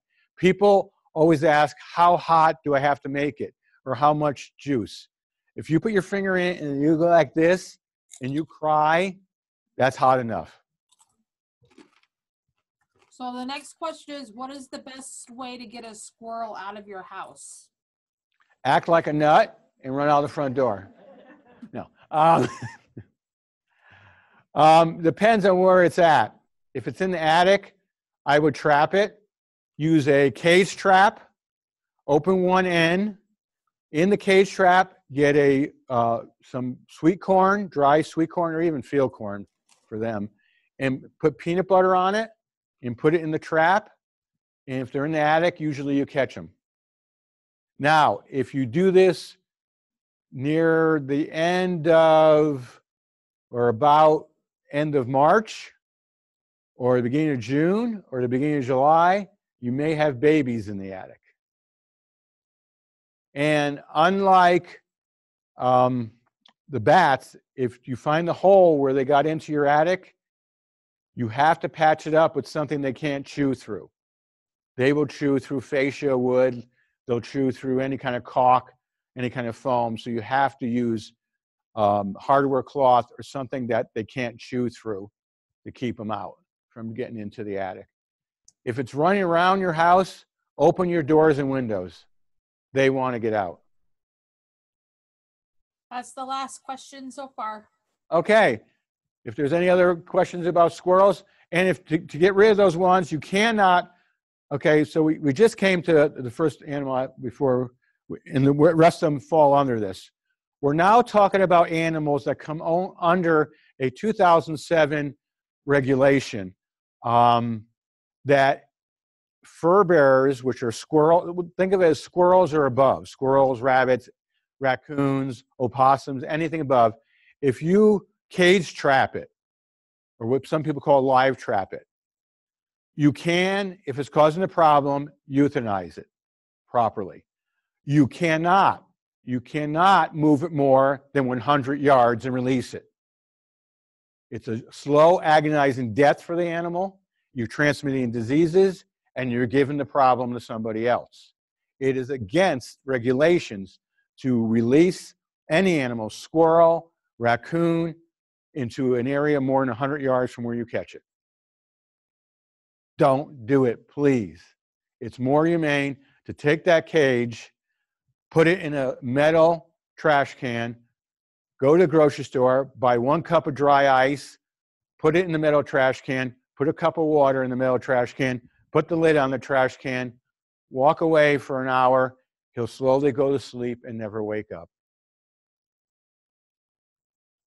That's a humane euthanization of these animals. All our studies show with using radio collars, if you move it more than 100 yards, it's going to get beat up by everybody else in that territory. It doesn't know where to get food. It doesn't know where to get water. And it's just a slow, agonizing death for that animal. You think you're doing nice bringing the raccoon out to the country? No. You're slowly killing them. Be like me, if you know no Spanish, dropping you in the middle of the worst part of Mexico City with nothing, you won't make it. You're out of territory. Yes. Be careful this later, but I was trapping raccoons and it ended up with a black and white raccoon. The question was, the person was trapping raccoons and ended up with a black and white raccoon. So you have kind of like what we call a pieball. It's part albinism, part. Oh, you got a skunk. We will cover skunks if we have time. Oh, yeah. So you have to. I can get to that question. I don't think the dry ice would do it, but my wife would. No, well, it would, but what you do for there, you call animal control. They'll take care, and I'll tell you about that when we get to skunks. So it wasn't a pieball raccoon; it was actually a skunk he was talking about. Yeah. Well, any other questions? Okay, we're going to go on to rabbits. Rabbits cause a lot of problems because they like to eat anything that you don't want them to eat, and they feed on anything that's tender. And you can't. It's hard to trap them outside the winter because they can eat so much other stuff. You won't trap them with a bait. And trapping. So for the squirrel and the rabbit now, there is no legal bait. Now, if you have a license and you're outside the city limits, you can dispatch them with a firearm. If you have a license to take squirrels from game and parks or a license to take rabbits from game and parks and you're outside the city limits, you can dispatch these animals with a firearm legally. You cannot dispatch them in the city limits, not even with a pellet gun, not even with a bow and arrow, not even with a slingshot. That's against Omaha, Grand Island, and Lincoln's ordinance. No projectile. No BB gun, no pellet gun, no anything. That's the law. Okay? So you're in the city limits, you're stuck box trapping and euthanization. Okay.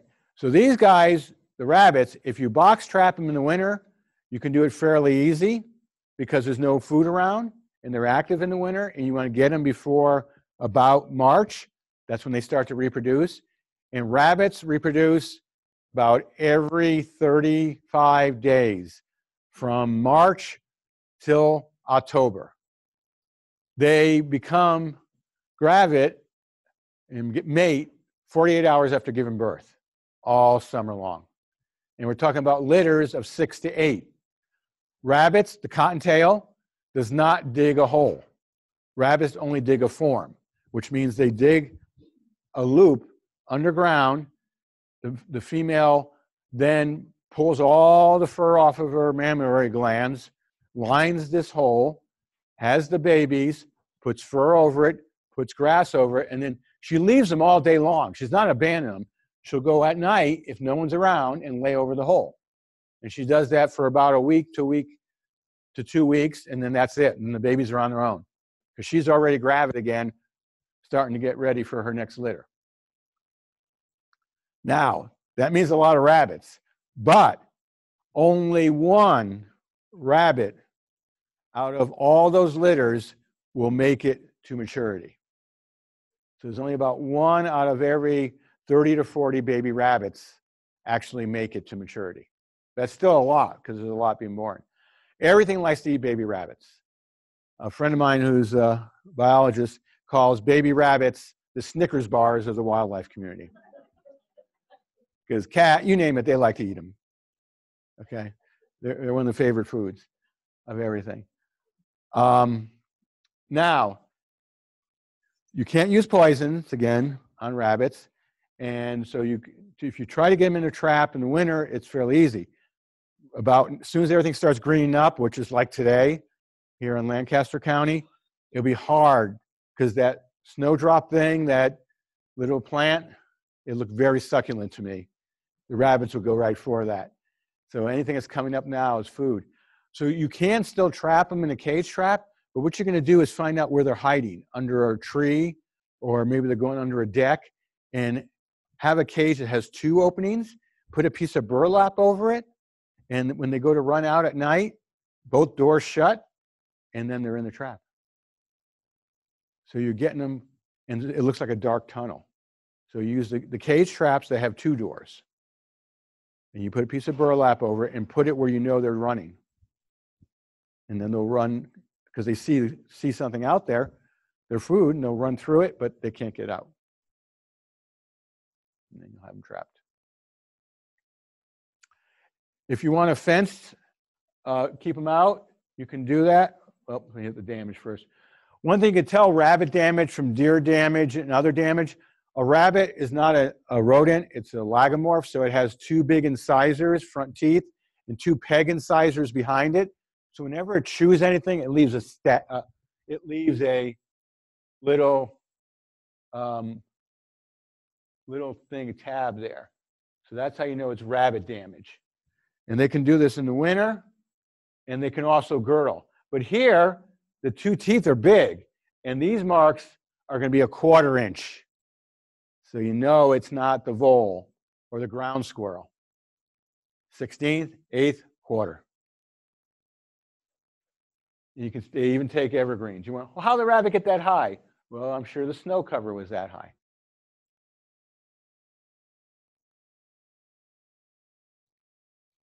So this is the fence, and it's 1/4 inch hardware cloth, and it's around this complete 1/4 acre, and it's up above the ground. You don't need this top on part. I put that for a different animal.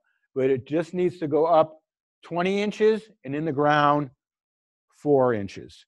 Rabbits don't dig deeper than that form, 6 inches deep. So they can't get underneath that. A form. Yeah, that's where they have their babies. It's called a rabbit form. Oh, that's called hardware cloth. Yeah, it's 1/4 inch galvanized hardware cloth. And I had an acre property, actually it was a little more than an acre, and I had a chain link fence all around the acre, 260 foot by 130 foot by 260 foot. And I just ran this between the poles and the chain link. It took me 1 weekend. And where I dug it in the ground, I put gravel so I wouldn't have to weed eat. And I had no rabbits ever got into the yard. And where my gate was, I just poured concrete and closed the gate on the concrete when it was moist, and it formed right into the concrete, and they couldn't get around the gate. 100% rabbit proof, 1 weekend's of work. You can easily exclude them. The other thing is, if you just want to put a fence around an area, you can do that. Because again, they don't dig down. So all the rabbits here, cottontails and the jackrabbits, they just have that dip. Now, there is rabbits that in Europe that actually dig holes. So Bugs Bunny had to be European because he had a long hole when he had a couch and a TV in there. So Bugs Bunny was European. He wasn't a cottontail. But that's the best exclusion for him. And again, trapping. And if you just want to do the tree with that same hardware cloth, you want to make it loose around the tree, same thing. About 4 inches in the ground, 20 inches up. And that works out great because they sell this in 24-inch rolls by 1,000 feet if you want it. And there's the trap I would use. That's the single trap if you put food in it. If you're using it to catch them, you want the ones that have this door on both sides. And you put a piece of burlap over it so it looks like a dark tunnel. Because you're not putting any bait in it if you're using it for 2 openings. Keep on going here. Any questions about rabbits? Go ahead and send them in. We do have cases that were mainly in Sarpy County last year of rabbits with a cancer called papillomavirus, I think. And it doesn't transfer to any other animals but domesticated rabbits. And it has these black horns that come out of the face. And that's how we got this jackalope myth. So there is a disease, a cancer that causes these. They get to be about this long, and they're black horns that come out of the face and head of cottontail rabbits.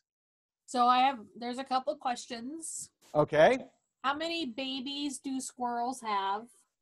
They'll have 4 to 6, 2, and maybe 3 times a year. Beginning of March, beginning of June, and the end of July. And then the next question is, can you repeat how to do the dry ice? Sure.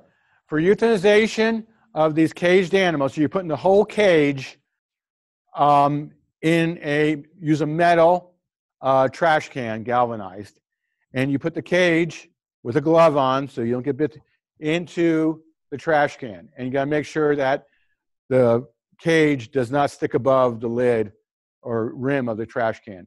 Get 1 cup, if it's a bigger animal like a raccoon, 2 cups of dry ice. And you just get that usually from a grocery store. Do not touch the dry ice. Use a glove so you don't burn yourself. Drop the dry ice in the trash can. Don't have to put it in the cage, just on each side of the cage. Then drop 1 cup of water in the trash can. This allows the dry ice to simulate and go from a solid to a gas. That's going to be CO2. Put the lid on, tight, okay? And if the lid pops off, put it back down, because if you have too much pressure, it pops up. If you only put 1 or 2 cups, it shouldn't pop off. Then leave it, I say leave it for an hour, which is overkill, so to speak. Sorry for the pun. But the animal just breathes in the CO2, no oxygen, and it just slowly succumbs from the CO2. It's the same thing they would use when they used to put dogs and cats to sleep at the Humane Society, CO2. The next question is what do you put in the trap to attract the rabbits to catch them? Okay, if you only can do this when there's nothing growing, like before March. I always use a carrot, romaine lettuce. After March, you put nothing and hope you got them in a travel with the 2 holes. That's the last question so far. Okay, we got 1 question here. Yes, sir. I can't grow tulips because something is mowing this down to the ground. Is that the rabbits or? Okay, the question is, I can't grow tulips because something mows them down in the spring. It is most likely rabbits. Rabbits love tulips. They love all that stuff that comes up early. Crocus, you name it. Now, some people say if you plant marigolds between the tulips, that rabbit, they eat everything I've seen. If they're hungry, they will eat it. If it's very fleshy, like tulips, or some of those early plants that have really fleshy leaves, they like those the best. So a fence around it, or get rid of that rabbit. Any other questions from the audience here? Okay, so we're going to move on to opossums, and because we're in America, we have opossums, not possums. And this is our only marsupial in North America, and it's a true marsupial, which means the babies are about the size of peas, and they make their way into a pouch. So when I catch opossums, I love to, find kids and say, "Look inside the pouch. All the little babies are in there." Opossums don't cause much problems. They're garbage eaters, but they can dig holes, burrows under sheds and decks. They don't go for vegetables that much. They will eat the seed under bird feeders. And if you have grubs, they go after grubs sometimes, but not as much as skunks and raccoons. So they're a minor eater of grubs. Excuse me. The one thing they love is rotted fruit and rotted things and dead things. So if you put any kind of meat or rotted materials in your compost pile, they'll eat there. They also eat dog and cat food if you leave that out. And they will also eat dog and cat scat or defecation, especially the high protein, which means if you feed your dog or cat a high protein diet, there's still a lot left in that scat. So, and they're scavengers and they're nomadic. They're not known to carry many diseases. It's extremely, extremely, extremely, extremely, extremely rare for them to even get rabies because they're marsupial. But if you have a barn with horses, the one thing we worry about them with we call zoonotics or diseases, there's a disease that grows in their defecation when it's on hay or straw that can cause horses to abort and actually kill foals, young horses. So if you have a barn and you have horses, you do not want opossums. It's not them directly, but it's that disease. Otherwise, mainly, you know, and again, every time I say this, but no one's said it, when I see an opossum, I usually run up and grab them. They show their teeth, they growl, and they hiss, and I ground behind the neck, and I've never been bitten. And then once I have them, they go play dead. They stiffen up. And an opossum will not fight back. A cat, a chihuahua, they'll play dead before they fight back. So many people say, but I have a dog. Okay, tell your dog not to hurt it. They're not going to fight back.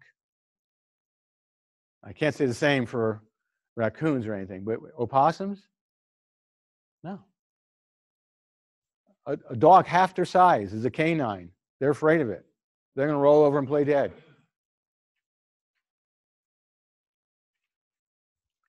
So, how do you catch them? You trap them. It's the only thing. You can't poison them, and you can't translocate them. You can't move them more than 100 yards. And the way to trap them is a trap, and I just use the day's garbage, chicken fat, you know, chopped up pieces of the vegetables that I didn't use, or anything like that. Put it in there, and they are easy to catch. I usually get them the first night. They're scavengers. And we have a question. Yes? So with them being scavengers, if you have a compost bin, there's no meat in there, but you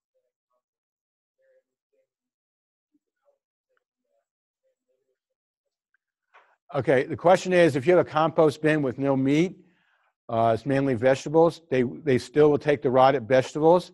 The other thing that they will go into a compost bin in is that they would love any fruit maggots. That's all protein. I mean, and so they'll go for those fruit that have a lot of maggots in it. To keep them out, the best thing you can do is to have like chicken wire and just kind of roll it over the compost. Still air is going in there, and just roll it back when you add stuff. Mm-hmm. Yeah, so we have another question here. Well, I've frequently read that they are very good about eating ticks, so is that true? It's very true. They love to eat ticks. So they are beneficial in the fact that they eat ticks. And they usually don't have that many ticks because they eat them off themselves. And so they're not going to transfer ticks to your animals. They're going to eat the population of ticks in your yard. So yes, if you don't like ticks, you should like opossums. So we have a question. Are they all over the state? They're not found. The question. Oh, you said the question. They're found. They're not. It's hard to find them in the sandhills. I have trapped them in the sandhills at Bessie State Forest in Thomas County, not Cherry County. But they are pretty much across the state. The sandhills, they're fairly rare, but they're found across the state other than that. No more questions here. Okay, we have one question here. What's their lifespan? How long do they live? The question is, what's their lifespan? Fairly short. They have a short lifespan. If they grow to 3 or 4 years old, it's an old one. Many die during the winter. So, yeah, they have a fairly short lifespan. And they're nomadic. They move from place to place. Well, you're going to Cherry County because we just had somebody say that they found one in their backyard in Cherry County. Yeah, which is next to Thomas. Like I said, they're there, but they're rare. And then how many babies do they have? Well, again, it's only 1 litter a year, and they'll have quite a few babies, but a lot of them will die or not get on a teat in the pouch. And usually you only have about 4 to 6 that can get on teat. So in the pouch, so only 4 to 6 make it out of the pouch at the most. And that's once a year. No more questions from the audience. What are the predators is the question. Bobcats, fox will eat them, coyotes will eat them, badgers will eat the smaller ones, and birds of prey will eat the smaller ones as well. So they have a considerable number of predators. Trivia about opossums. The male opossum has a forked penis because the female doesn't have a uterus. It has just two uterine horns that come out. And so they're one of the few animals that has a forked penis. Don't you love this cocktail trivia? Right. Any other questions? Okay, and so these are the traps, 2 of the traps that I wanted to show you. This one you would use for the opossum, and you would put the food in there. This one you can use if the opossum is under your shed. You can, just like with the rabbits, you would drape burlap over it, open both sides, and when it runs out at night, because they're nocturnal from under the shed, they would get caught in the middle here. So this is a 2-way box trap, and this is the 1-door box trap. Woodchucks. So we'll go on to woodchucks, and if you have more questions, please send them in. Woodchucks are a herbivore, and they're 100% hibernator, hence Groundhog Day. So woodchuck and a groundhog, the same animal. Just 2 different names for the same animal. Mamona monax is its Latinized name. They live in families, the female with the young, and they're diurnal. They come out and sun themselves. They're not nocturnal like the opossums or the other animals. They dig a hole that's about 8 inches in diameter, and they go back 20 foot under your shed, under a barn, or into a bank. And then they have an escape hole that they kind of plug with grass. So it's a real big hole. And there is an area that you try to flood it, it won't flood. And you can't put gas in there because they have that vent hole. However, they can be trapped. Their problem is that they love to eat vegetables. They love zucchinis. They love corn. Now, they don't fight back unless they're cornered. If they're cornered, they will fight back a dog or cat. They can't climb very well. So if a dog or cat corners them in your yard, they will fight back. And they could put quite a bite on. Or if you try to corner them in the back of your yard, they will put a fight on. Otherwise, they'll run. Now, the family of the mother is in one hole with the babies, and the male has another hole. And then they have several close families.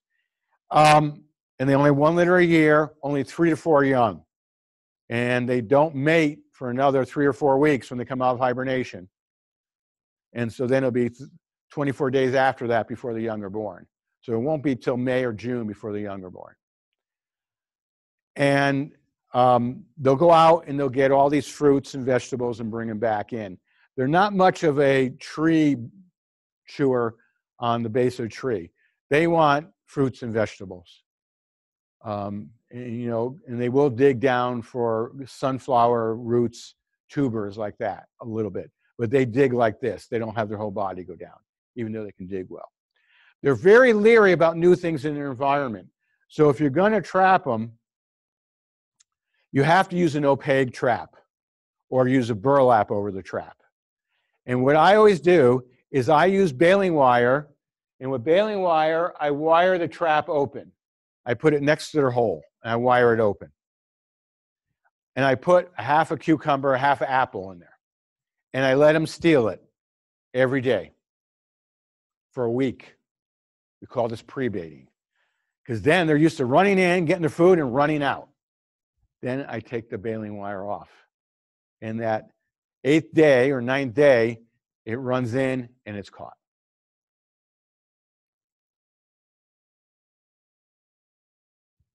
And so that's the best way. The other way you can catch them, you can use another opaque trap or use a wrap burlap around it. But when you wrap it around really tight, then sometimes the mechanism doesn't work. And you can put it right in their hole and put dirt around it, but not enough on it that you hurt the mechanism. And so then they think it's just an extension of their hole. And if it's a two-way door, you can catch them. But you have to make it look like it's an extension of their hole. And then you can do the first day. But I'll tell you, if they don't get caught that first day, they'll push your trap out and bury it someplace, usually right around the corner. Any questions about opossums or woodchucks? Yes, we have a question here. Well, if opossums are nomadic, why couldn't you take it somewhere else to reduce it without it hurting? Excellent question. The question is, if opossums are nomadic, why can't you translocate them?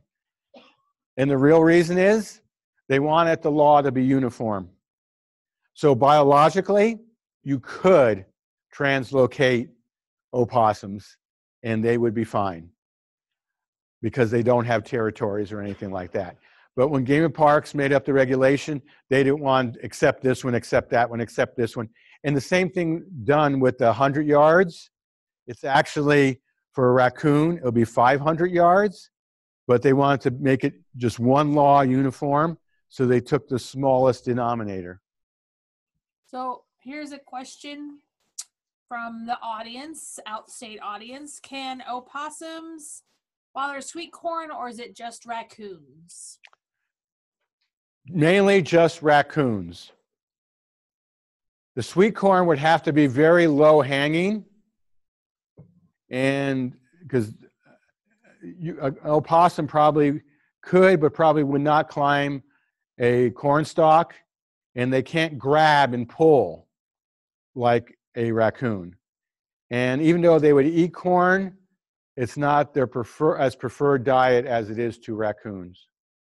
What about woodchucks? Woodchucks would want the corn before it was dry. Woodchucks will try to pull the corn stalk down, and woodchucks will go for sweet corn especially. Again, they won't climb, they'll try to pull the stalk down. And they like it before it dries out.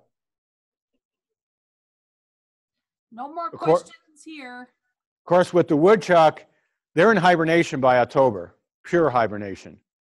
So if it's after October, it's got to be something other than woodchucks. Another question here. Go ahead. What's the penalty for breaking the law by, say, relocating a possum? The question is, what is the penalty? It's probably, please don't do that. Okay? And actually, if you did it, the other thing is, there's only so many conservation or COs officers in the state. They have a lot more to work on than the regulation. And the main reason, so when it comes to opossums, it's against regulation, but there's no consequences. However, I ask, even though you probably have no consequences to you about moving raccoons, it is a slow, agonizing death for the raccoon. So in that case, I would ask not to do it. So But they if you're giving the information out as part of a master gardener under the University of Nebraska, we have to only give information out that is in regulations within the state. So there's a question about what do woodchucks eat? what do woodchucks eat? They're herbivores. They love fruits and vegetables and roots. Roots of vascular plants and forbs, not tree roots. Woodchucks don't chuck wood. They're also called whistle pigs. Right. That's why you get groundhogs, because they live in the ground, and when they snort, they sound like a swine. That's how they got their name, groundhogs. Has anybody here tried groundhog? No one here has raised their hand. I guess no one here has had ground pork.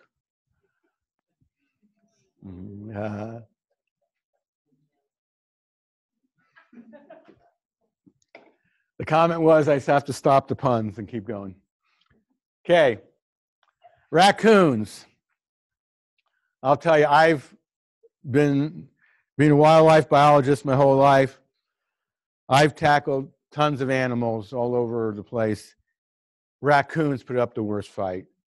I once had to get a raccoon out of a lady's house in a real nice area. It got into the bedroom. She locked it in the bedroom, called me, and she was a fellow faculty, so I did it. I opened that door. I had cleated gloves up to here and a hockey helmet on because I knew what I was in for. By the time I got there, 2 hours later, all the drapes were taken off the window. All this beautiful woodwork of this 1920 house was ripped. This bedspread was ripped. And I had to go hand to hand with the raccoon on the bed. I won the war. It won some battles, but I got it out. When I had my acres, I had a 110-pound golden retriever. It brought back once a female coyote for me. I had to stitch it up twice as much when it brings back raccoons. Raccoons will kill your dog. Raccoons will kill your cat. Raccoons will kill your toddlers, if nothing else by disease. They have a higher prevalence of rabies in the eastern part of the United States than bats or anything. Here are ones with high instances are striped skunks, higher than bats.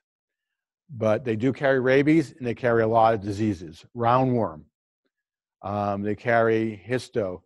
So with them, you really don't want to pick up their droppings unless you protect it and you spray it down. When it comes to picking up the droppings of any animal, I don't care if it's a deer mouse, never sweep or vacuum. Any diseases like Hanta, which may be in deer mice droppings, when you sweep or vacuum, it aerosols that disease, and then you breathe it in. So whenever you're cleaning up the droppings, scat, or defecation of any mammal, you wet it down with a disinfectant. I don't care, bleach, Lysol, whatever you want to use, and you pick it up wet. Never sweep it, whether it's in your barn, in your shed. Spray it down, use sponges, and then discard all that. And protect yourself with a mask and hands. Hanta is it has I think a 33% chance of mortality in people. You don't want Hanta. And that comes from deer mice, those mice that get into your shed. And it comes from their droppings when you sweep them. So whenever you're taking care of any of those droppings, wet it. Sponge, mop, yeah.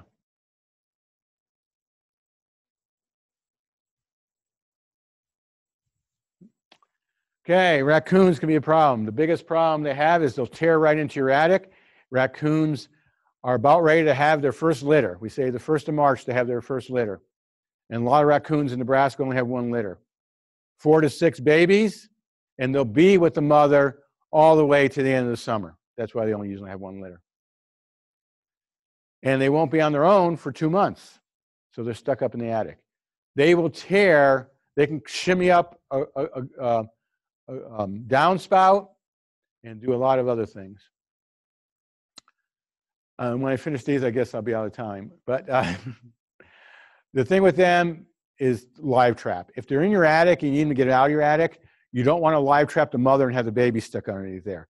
And so that's till May. What you do is don't patch the hole. Go up your attic, put a strobe light in your attic, put a radio up there at loud music all day long when they sleep. They have no lights around the outside of your house. The mother will actually move her babies out of your attic because she wants to sleep all day. It may take her a couple days to move the babies, but she will move them from your attic to another location. Then you can patch the holes and clean up the attic. If you're trapping raccoons into the trap, use marshmallows and hang it from the top. So you hang the marshmallow, because if you use cat food, you'll get half the cats. If you use tuna fish, you'll get half the cats. And if you use something else, you'll get a skunk. But raccoons are one of the only ones that love marshmallows. So you get a wire and hang it right where they see it. Don't put it down on a tray where they can put their hand in. You have it so they can see it. If they look in and it's hanging with a wire from the top right in the middle, a nice big marshmallow. You'll get them right away. Put a piece of burlap over it so they can't put their paw in and get the marshmallow from the sides, and they'll run in and get that marshmallow. Okay, I think we're out of time, right, Terry? Yes, I have a couple more questions. Okay. Can you spell the disease from deer mice? Okay, hantavirus. H-A-N-T-A.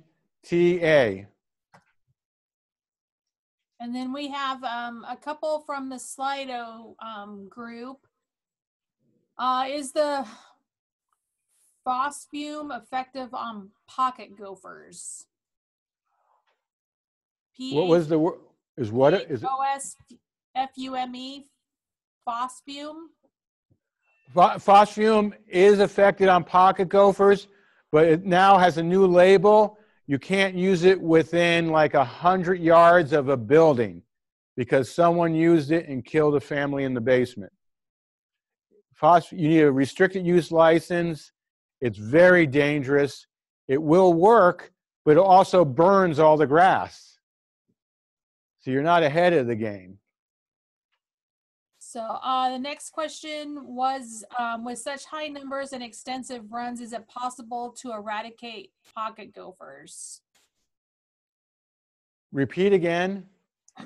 With such high numbers and extensive runs, is it possible to eradicate pocket gophers? Yes, you can eradicate pocket gophers in a large area by constant baiting. It may take you a whole season, but you keep up that baiting, that poison bait, you will get them. And then wasn't there a brewery in Lincoln with a cave that had bats in it that were threatened? Yes. 2 species were found by our scientists in the Robbers Canyon cave. And part of the cave is not allowed, it's for the bats, and the other part of the cave is for the brewery. There was it was a compromise between the owners of the property and the brewery and Fish and Wildlife. And so there's an entrance for the bats, and part of it for the bats and that are endangered, and part of it for the people. And then can you repeat your website one more time? Sure. wildlife.unl.edu. That's it. That's all Okay. the questions I got. So I have opened up the next Slido question. So if you guys can answer that on your way out, I appreciate it. We'll see you all next week with season extenders. You're welcome.